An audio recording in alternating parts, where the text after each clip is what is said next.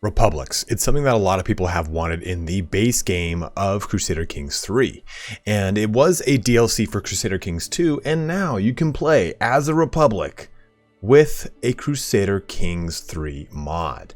So with the Res Publica mod, you can actually play as any of the republics in the game.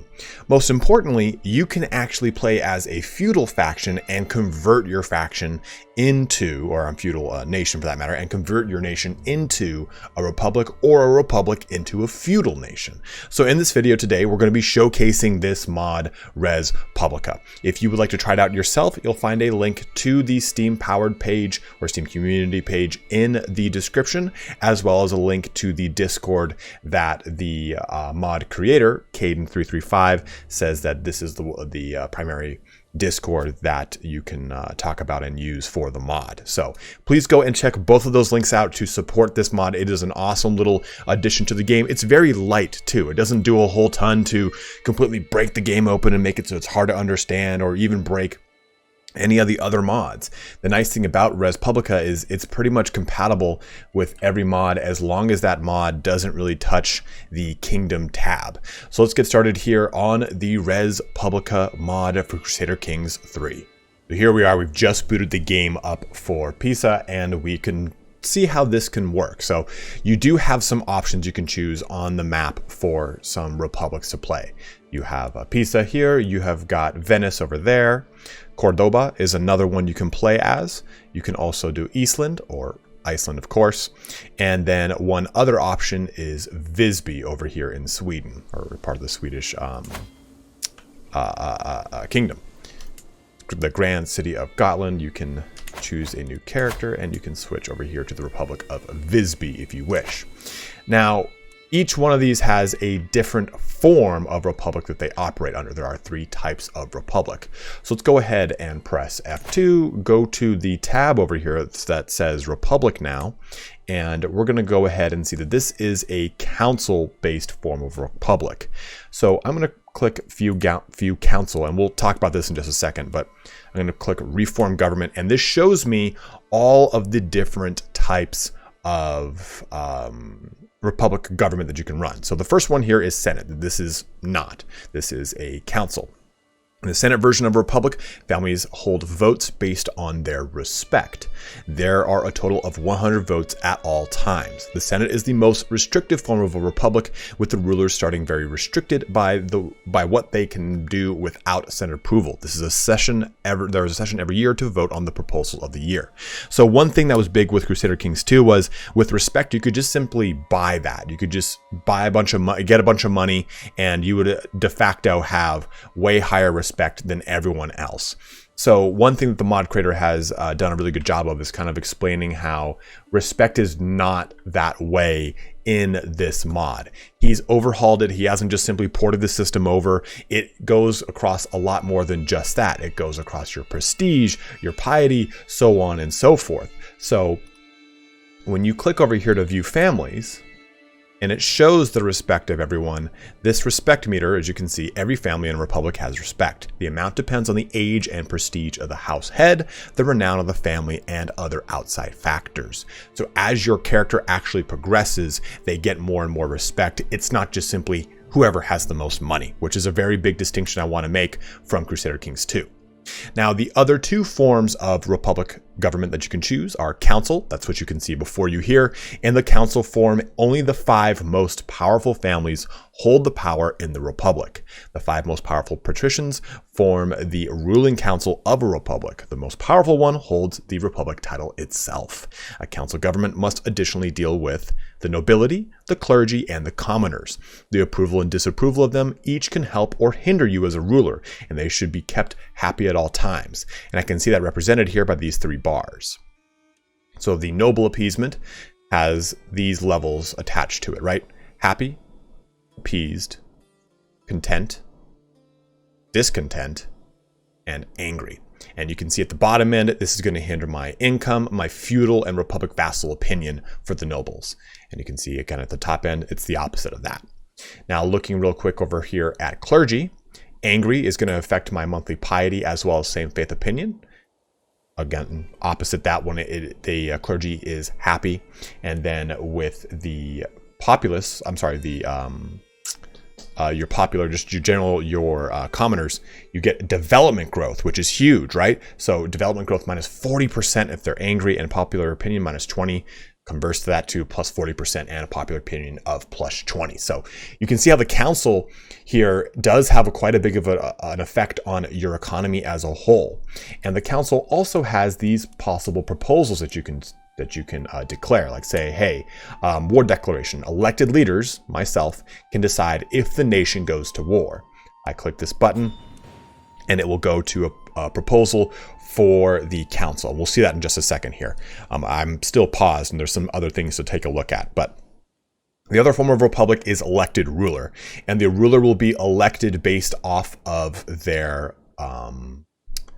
respect. So the individual with the highest respect will become the elected ruler, depending upon the term limit of that republic. And for example, Pisa here is a council, but Venice is an elected ruler. And an elected ruler is similar to what you would be playing as in any other Crusader Kings 3 feudal faction, especially if you have the term limit set to life, which we'll go into when we jump over to the elected form of republic. But so we've got war declaration is a proposal for this council. Let's see how this unfolds. So we're going to close this, and I'm going to unpause, and we're going to talk about another feature of this mod. So first off, you have to choose how you will play the Republic. And what's nice is that this will actually work in multiplayer as well as single player. So you can choose to play as whatever the elected ruler of the Republic is. So for example, right now it's me, but if I lose an election or I'm ousted by the Senate or the Council, whatever means it happens, then I play that elected ruler. Or you play by the actual individual patrician that you start the game as. So we would start the game here as Serene Doge Tedice, and we would go ahead and play as him even if we are not the ruler. So what the mod kind of tells you here is, you know, this is better for RP aspects of the game. Elected ruler is more if you want to just kind of continuously play as the head of the Republic and maintain that one nation. The patricians part is really fun. I did it with Venice to kind of test it out and take a look at it. And it was cool because once I was ousted from the Serene Doge, you know, the Doge here of Venice. Is it Serene Doge for Venice? Yes, most Serene Doge, Domenico. You have to kind of ply and scheme and do what you can to get your respect higher than the Doge to get reelected again. So it's a really cool way to play the game that isn't just strictly, hey, I'm playing the elected ruler and I'm just trying to grow my border through, well, war. It's fun to kind of deal with the inner politics of the Republic and try and maintain your superiority, your respect above your competition. So I'm just going to click, I'll just click patricians here for this. And then you have been selected as one of the counselors of the Most Serene this election cycle. May you guide the Republic onwards into its glory days and the bright future ahead. I swear I can read. So unpausing again, we did make a proposal. I'm going to speed up, and that proposal should kick in here pretty soon. You can also force it by going right here to press call a session. So we'll just go ahead and do that. I do lose respect for doing this, but let's just kind of do it.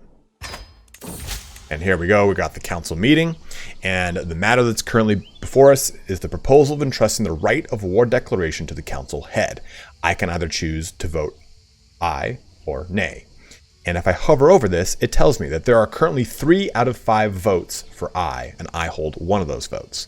Combined with your vote, there would be 4 votes in favor. Right now, there are 1 out of 5.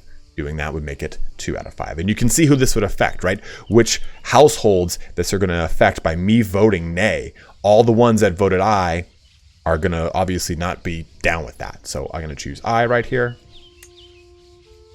I'm going to choose aye right here. And here we go. Vote results. The council accepted the legislation. Henceforth, all wars or foreign expeditions may be conducted by the elected rulers at their own discretion. So now that gives me, the person who is leading the faction, the ability to declare wars without any issue. So you can also attempt a coup. Yes, yes, yes. I think I pressed the, hey, let's all jump into a meeting real quick at the same time as it was going on. So I think it caused a little bit of a snafu. So There are, of course, little bugs here and there. It is always a work in progress. But there is an ability to attempt a coup. Now, this would allow me to overthrow the Republic and make it a monarchy, make it just be a feudal government instead, if you want to do that.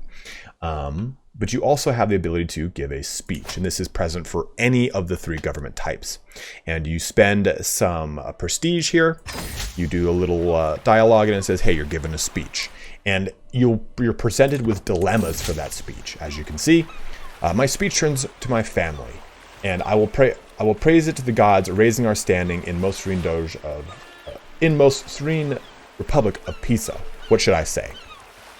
And you have challenges that are afforded to this, right? One was someone asking, hey, how are you going to be dealing with military? And it was either a diplomacy challenge or a martial challenge. So you can see here, this is a diplomacy challenge, and all will marvel at us. So you get obviously more if you take certain challenges versus other things will be like, hey, a guy's heckling you. Do you want to just stand there and take it, losing prestige? Do you want to imprison him, gaining dread? Or do you want to kind of issue a debate with him where it is a diplomacy challenge? So you've got some cool little dilemmas that present themselves in these speeches to make being the head of a republic have a little bit more behind it, which is quite nice. I don't even think I can... My guy is quite the master of intrigue here.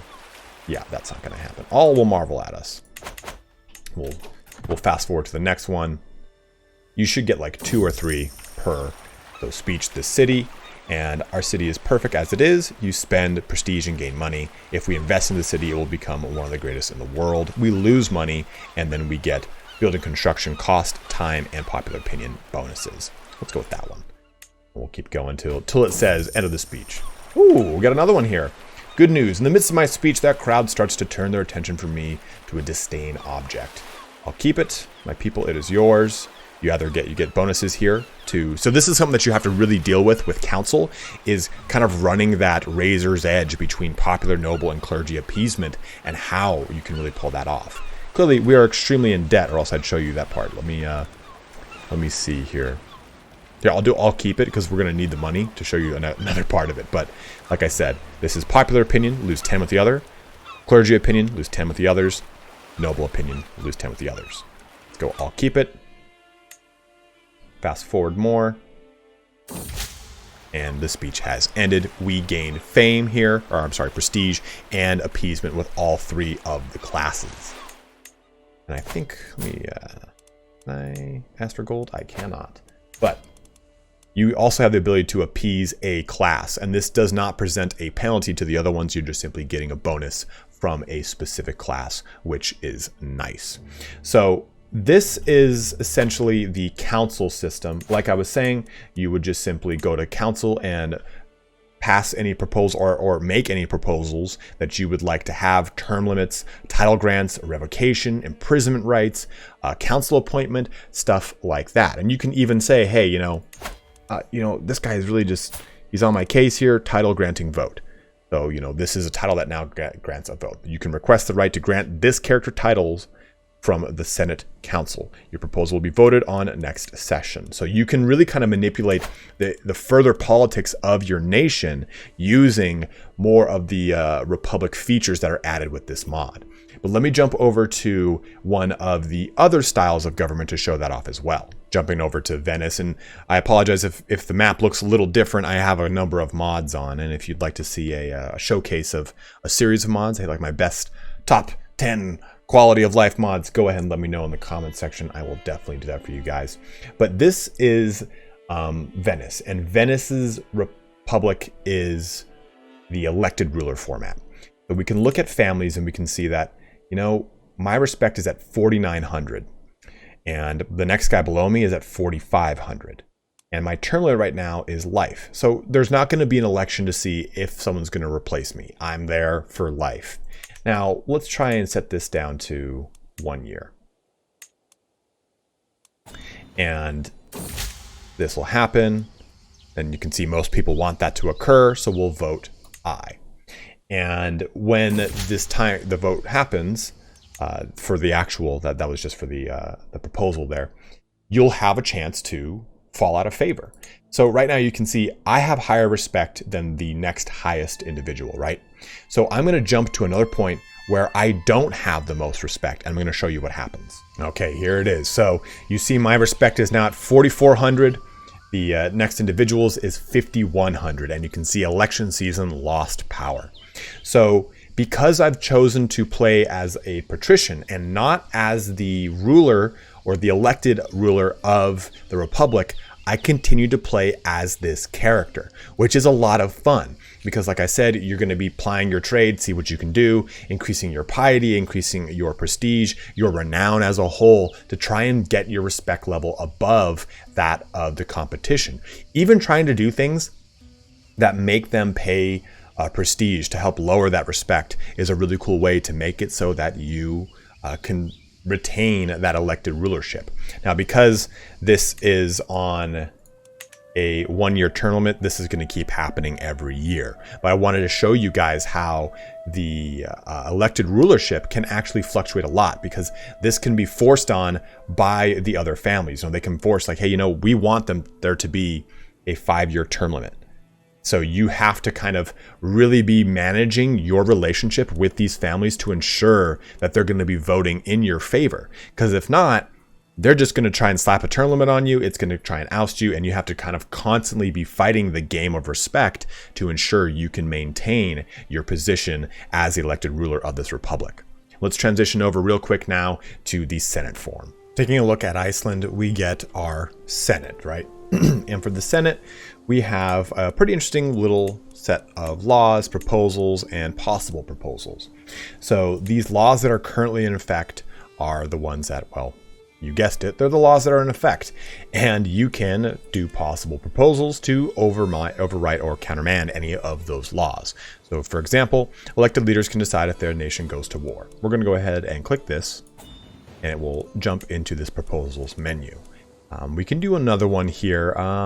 Let's do Senate votes on all council appointments, elected leaders. Let's do official term life. So right now, the term is for 1 year. So we're going to say it's for life. And we have 75 senators. Now, I believe this will kind of mix itself up. We just started the game, but the amount of senators you have, your households want 75 of 100 seats, meaning that anytime you go to pass a proposal and you vote on it, you control 75 of the 100 votes. So you pretty much will always succeed 75 to 100. Let's go ahead and unpause this and fast forward. And we'll get eventually here to the actual proposal. And that, just like with the council, right?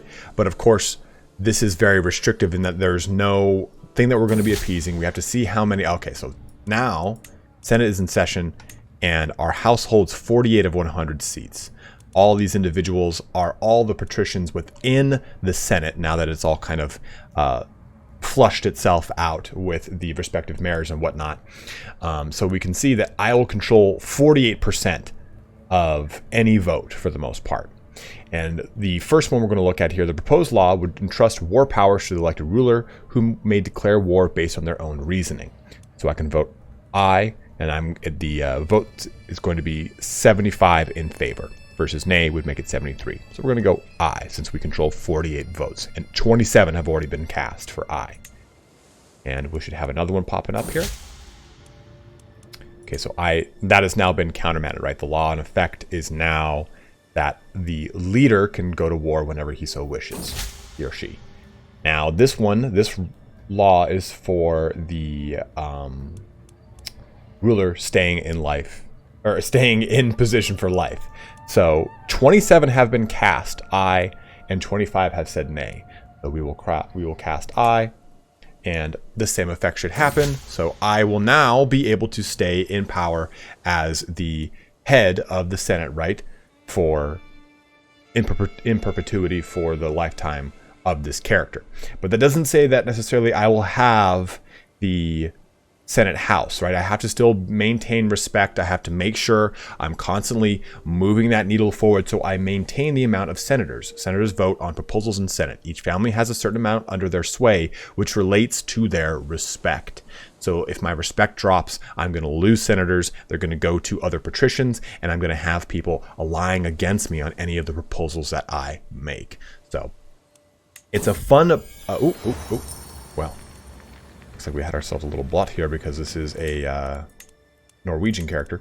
But again, I think this is a really amazing mod that adds Republic play to the game, something that a lot of people have wanted, and they're like, I don't really want to wait for a DLC.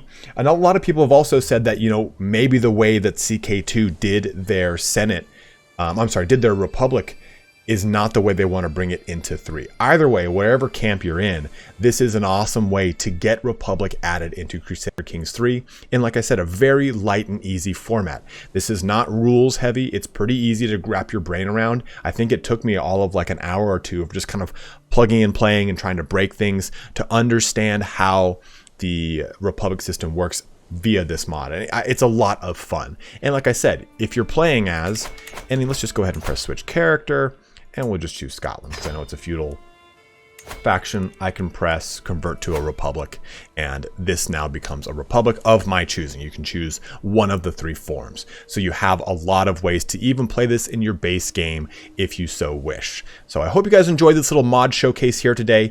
If there's any other mods that you would love to see showcased on the channel, please by all means go ahead and let me know in the comment section below. I plan on doing one for Once and the Future King, the one for King Arthur. I just kind of want to get some play time with it to see how it works 100%. But as always, guys, thank you so much for watching here today. Please don't forget to check out the Discord link and the Steam powered link for this mod so you can get involved in it, or you can try it out for yourself. But as always, don't forget to like, comment, and subscribe, but have a good one and take care.